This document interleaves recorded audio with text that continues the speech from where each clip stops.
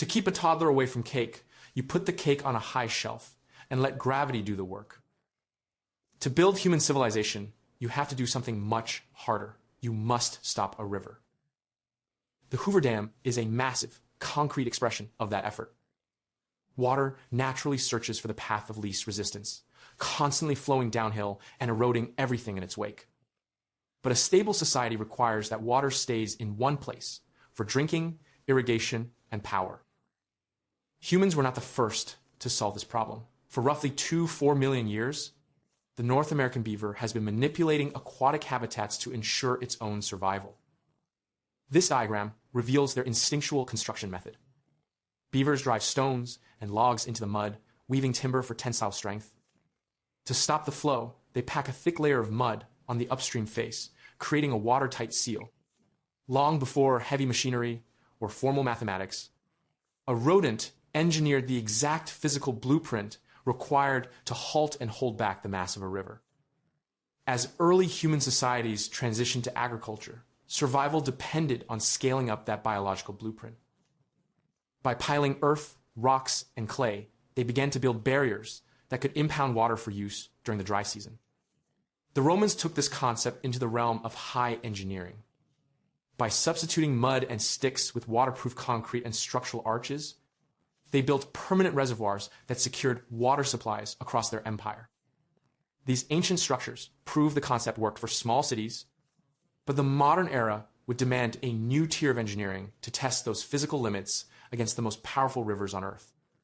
You cannot build a wall in the middle of a raging current. Before construction begins, the river must be forced through diversion tunnels or around temporary barriers called cofferdams to create a dry workspace.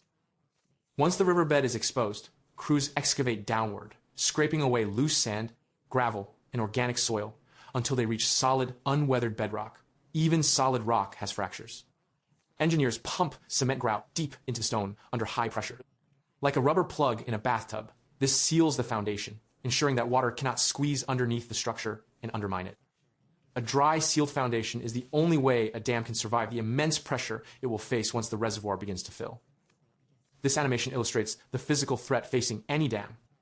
As water gets deeper, hydrostatic pressure pushing horizontally against the barrier increases exponentially. That intense, concentrated force at the bottom creates a massive bambid moment. To prevent collapse, engineers choose between two primary defensive strategies. The first is the embankment dam, seen in this cross-section. These rely on sheer bulk. They are massive, sloping piles of earth and rock that resist water pressure through their enormous weight and footprint. The alternative is the concrete dam. These are significantly more expensive and difficult to build, but the rigid strength of the concrete allows them to hold back the same amount of water using a fraction of the material. This diagram shows the logic of the gravity dam, a self-supporting structure fighting the river through its own vertical mass.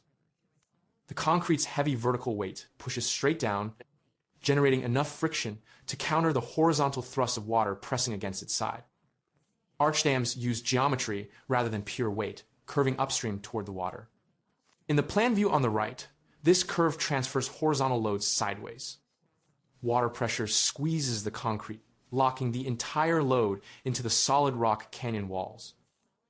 All dam engineering is ultimately the application of the right physical shape to safely redirect hydrostatic force into the earth. The Hoover Dam is a hybrid of these two designs. A massive arch gravity structure built to span the Black Canyon of the Colorado River. Built during the Great Depression, the project drew thousands of laborers to a remote desert canyon, where they worked in extreme heat to execute a design on a scale never before attempted. The logistical effort was immense, involving the pouring of over 3 million cubic yards of concrete in separate, interlocking blocks to prevent the material from cracking as it cooled.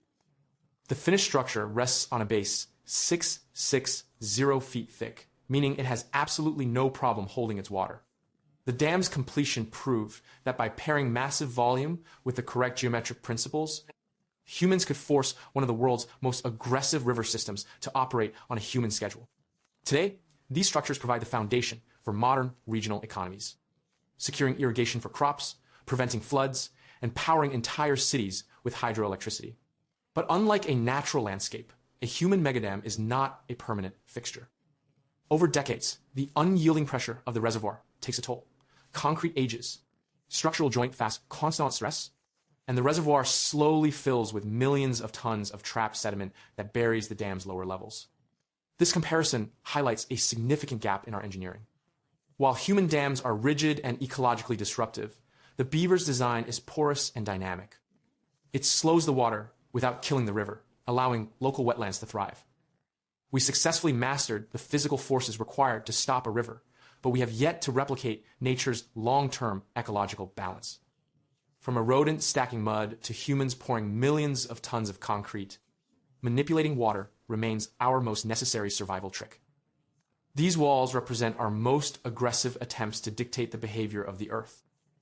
But as the rivers continue to hunt for their original paths, they serve as a reminder that even the strongest engineering is only a temporary pause in a much longer story.